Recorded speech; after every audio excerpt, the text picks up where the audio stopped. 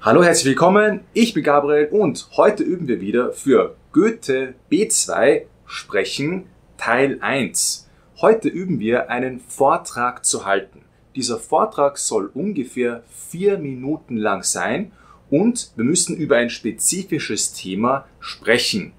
Heute sprechen wir über Verkehrsmittel. Und wie muss dieser Vortrag gestaltet sein? Ganz wichtig ist, dass die Struktur gut ist. Das heißt, du hast eine Einleitung, du hast einen Mittelteil und einen Schluss. Und am Anfang grüßt du die Menschen, die mit dir diese Prüfung machen, und am Ende gibst du ihnen ein Schlusswort, damit alle verstehen, dass der Vortrag zu Ende ist. Außerdem ist es ganz wichtig, dass du einen guten Wortschatz benutzt, der dem Niveau B2 entspricht. Und nun lese ich die folgenden 3 Punkte vor, die gefragt sind. Punkt Nummer 1. Beschreiben Sie mehrere Alternativen. Punkt 2. Nennen Sie Vor- und Nachteile und bewerten Sie diese. Bei B2 ist es ganz wichtig, dass wir die Vor- und Nachteile immer abwägen. Und bei Punkt Nummer 3 steht, beschreiben Sie eine Möglichkeit genauer. Das heißt, du greifst eine Möglichkeit heraus von verschiedenen Verkehrsmitteln und du beschreibst sie genauer. Du kannst dir für die Prüfung Notizen machen, aber du darfst sie nicht direkt vorlesen. Das heißt also, wir müssen irgendwie frei sprechen.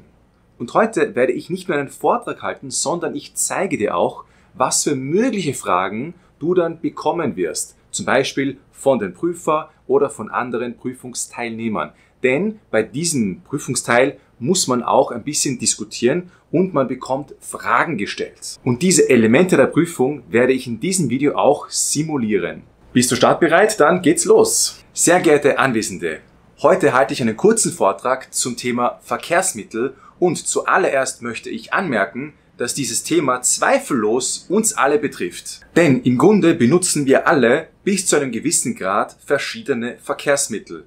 Und außerdem hat dieses Thema auch sehr viel mit Umwelt oder mit unserer Lebensumgebung zu tun. Und nun möchte ich dazu übergehen, die gängigsten Verkehrsmittel vorzustellen und auch die Vor- und Nachteile jeweils abzuwägen. Und an dieser Stelle möchte ich zuerst mit dem Auto beginnen. Das Auto ist selbstverständlich ein Symbol für Individualität und Unabhängigkeit. Man kann selber entscheiden, wann und wohin man fährt, und das ist natürlich ein großer Vorteil. Das heißt, es ist irgendwie eine große Flexibilität gegeben.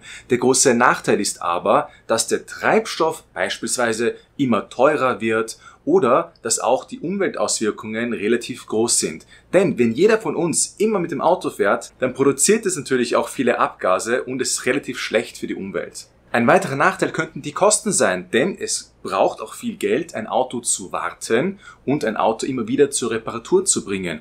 Außerdem muss man immer wieder die Reifen wechseln und das summiert sich natürlich. Deshalb ist es auch ein gewisser finanzieller Druck, ein Auto zu haben. Als zweites Verkehrsmittel möchte ich gerne das Fahrrad vorstellen und dessen Vor- und Nachteile abwägen. Ein großer Vorteil ist natürlich, dass es extrem umweltfreundlich ist. Außerdem ist ein weiterer riesiger Vorteil, dass man damit seine eigene Gesundheit fördern und verbessern kann. Man kann mit dem Fahrradfahren auch fit bleiben. Außerdem eignet es sich sehr gut, wenn man in der Stadt damit fahren möchte, denn kleinere Wege kann man meistens auch schneller mit dem Fahrrad als zu Fuß oder vielleicht sogar mit dem Auto zurücklegen. Ein großer Nachteil ist aber natürlich, dass umgekehrt das Fahrrad manchmal nicht so schnell ist, besonders wenn die Distanzen größer und größer werden. Deshalb kann man natürlich eine große Reise nicht mit dem Fahrrad machen. Aber auf der anderen Seite sind Fahrräder trotzdem eine sehr kostengünstige Alternative, wenn man sich schneller als zu Fuß fortbewegen möchte.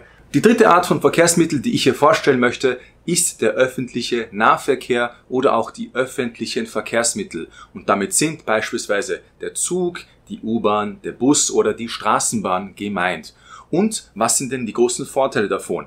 Ein Vorteil, der mir dabei einfällt, ist, dass es auch relativ kostengünstig ist und außerdem auch sehr umweltfreundlich. Denn wenn mehrere Menschen ein Transportmittel gemeinsam nutzen, dann schont das auch unsere Ressourcen. Außerdem sinkt die Wahrscheinlichkeit für Verkehrsstaus, weil eben weniger Autos auf den Straßen sind und die Leute mehr verschiedenste Massentransportmittel benutzen. Auch wenn diese Vorteile sehr überwiegend sind, gibt es Nachteile. Unter anderem könnten die Fahrpläne unzuverlässig sein und wenn die U-Bahn oder der Bus nicht pünktlich kommt, dann ist das ein großes Ärgernis und dann ist das auch etwas Kontraproduktives, was leider passieren kann. Darüber hinaus kann es sein, dass die Verkehrsmittel überfüllt sind. Und dies hat zur Folge, dass das Fahren mit den öffentlichen Verkehrsmitteln vielleicht manchmal nicht so angenehm ist, wie zum Beispiel mit dem Auto oder mit dem Fahrrad. Aber ein weiterer, sehr großer Vorteil von öffentlichen Verkehrsmitteln ist, dass man während der Fahrt andere Dinge tun kann, wie zum Beispiel Podcasts hören, Musik hören oder Bücher lesen